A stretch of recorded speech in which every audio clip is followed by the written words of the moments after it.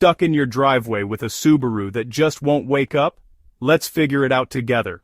First up, check your battery. If you hear clicking when you turn the key or your lights are dim, your battery might be dead. Try jump-starting your car or look for loose or corroded battery terminals. Next, think about your fuel. It seems obvious, but even the best of us forget to check the gas gauge. No fuel, no start. Now listen for a quiet humming sound when you turn the key. That's your fuel pump.